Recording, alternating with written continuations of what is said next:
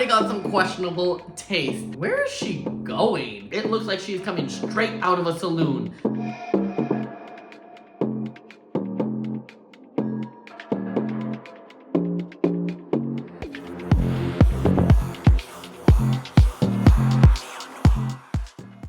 Hello, my beautiful light brights. For those of you who do not know me, my name is Neon Noire. I'm a half Italian, half Canadian drag queen, and I am the brightest crane in the box. And if you are new here, or if you haven't already done so, go ahead and hit that subscribe button. Today, we are playing my favorite game, Fab or Drab, where we rate the looks of Drag Race France Season 3. Promo edition. That is right, Drag Race France is back and we got 10 new queens and the promo just dropped. And by just dropped, I mean dropped a couple of weeks ago, but I am just getting around to it now. So let's look at these queens, let's find out who they are, and let's break down the looks and let you know who is fab and fabulous and who is just drab and awful. And make sure to stay tuned all the way to the end where I let you know who had my fab and drab of the week. So, without further ado, let's find out who shined bright and who faded into obscurity. First up, it's Afrodite Amour, and Afrodite is coming out in this purple dress with this pink and purple collar detailing, and she's paired it with this beautifully coiffed blonde hair. So first things first, my immediate reaction is, doesn't this look a little bit like a vulva? I know, right? You see it with the little darker and then the little thing, and then she's in the I know, right? It kind of gave me a little bit of like, is that on purpose? Maybe she's a camp queen and she did it on purpose. Girl, if she didn't do it on purpose, then we need to watch out. And this one's one that's already got some questionable taste. She then decided to pair it with this blonde hair. And honestly, I do like the hair, but I don't know what any of this has to do with anything. I don't get why we have a dress with this collar. I don't know where this hair is here. It doesn't really tell me anything about her. All in all, I feel like she's doing way too much and I'm not really loving it. Personally, I think this could have been a lot simpler and just gotten rid of like half this detail in there and just let like the bare skin shine. I think she needs some jewelry or some purple on her wrists because her arms feel naked. And this hair is great, but again, nothing special. Maybe a few gemstones, maybe a little bit of purple or pink into it. The thing about a promo image is that the promo image is going to stick with you basically your entire career because people will always know you from Drag Race. So you better make it count. And I'm not sure that she did. All in all, not the best first impression. And I'm going to have to start off with a drab. Next up, we have my mother, Edeha Noire. Now, y'all, I am just joking. I do not know this queen. I am not related to her, but maybe I need to be. Well, first things, let's talk about her name. I love that she has the Noire last name, and I love that she's spelling Noire correctly. And a lot of these American queens that have the Noire in their last name have gone ahead and spelt it wrong. Girl. So I love that she's gone with the correct spelling, but that is not why we're here. We are here to talk about the look. Edeha is coming out also in this purple and pink ensemble, but she's also got this like nude bodysuit underneath, and she's done it with this like swept hair.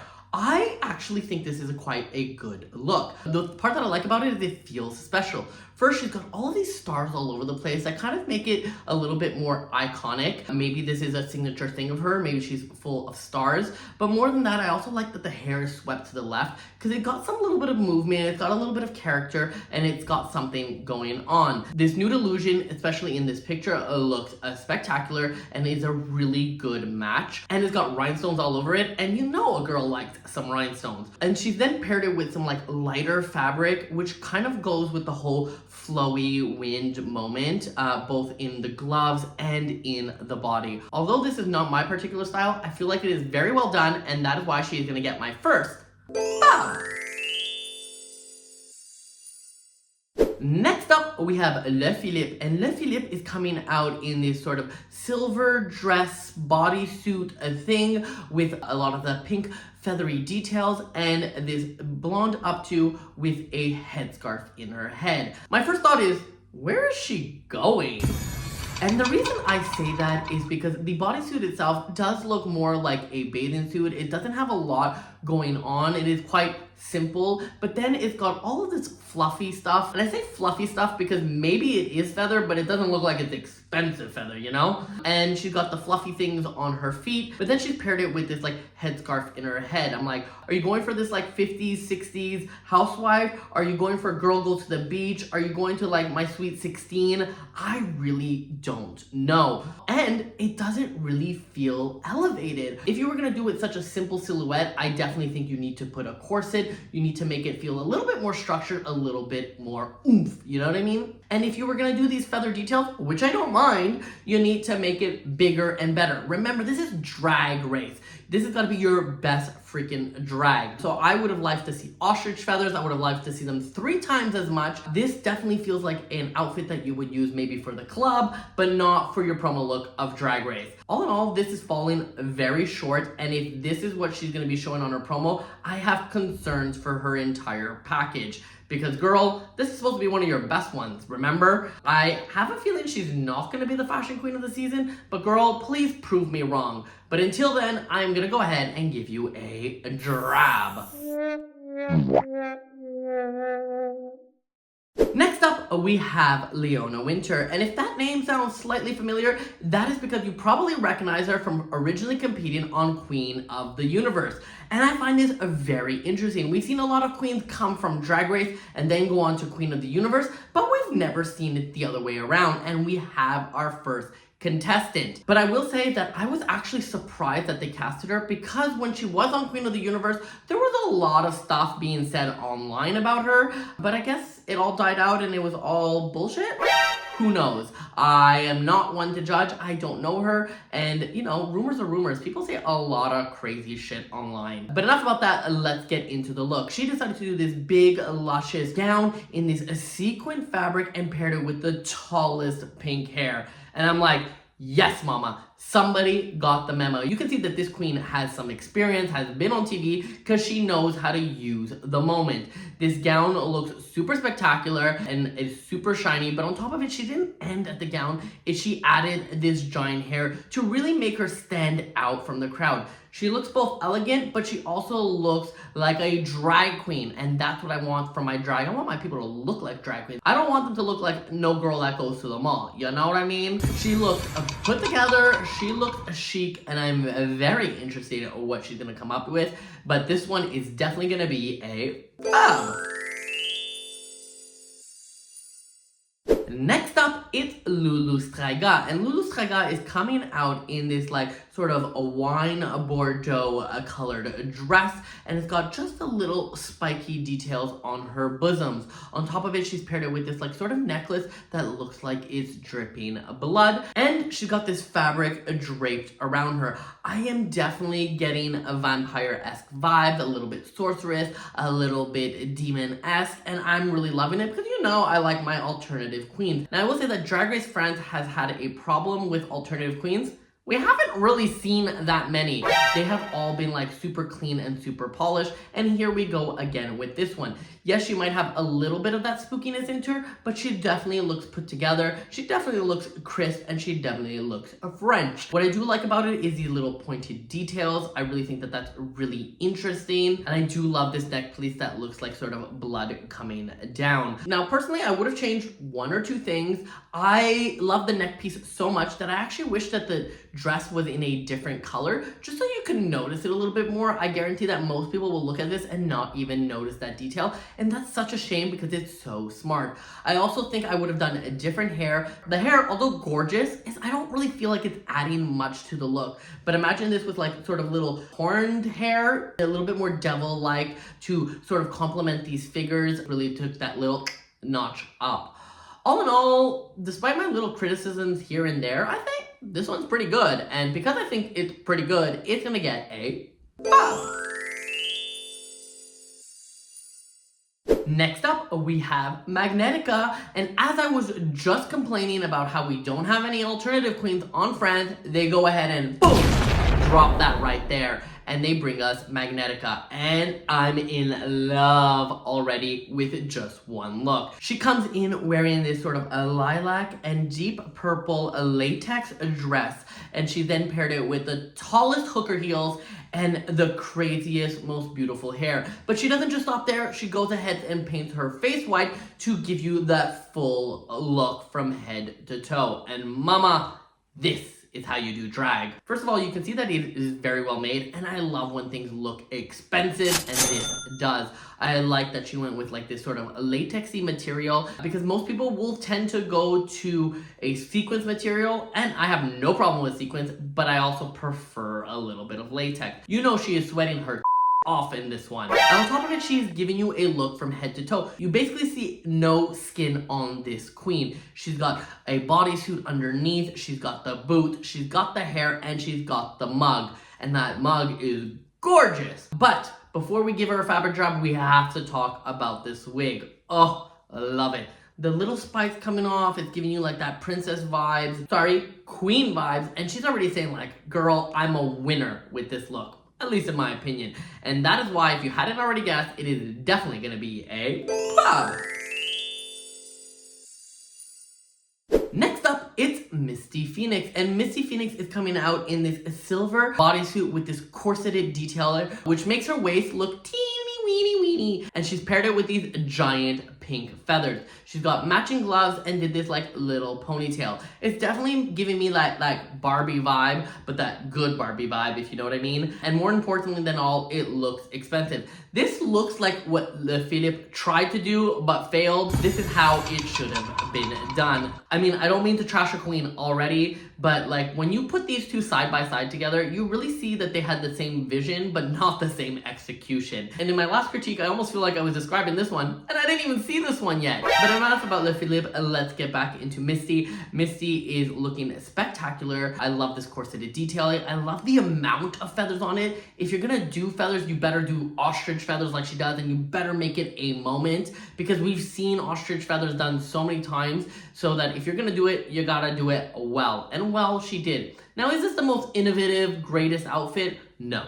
But I love the effort, I love that it looks expensive, and I love that it's put together, and you really have a vision from head to toe. All in all, despite not being my style, you can't critique that bitch, and that is why she is gonna get a Fab. Next up, we have Norma Bell, and Norma Bell is coming out in this like aubergine colored dress with these frills and these sort of like clamshell detailing on the breasts.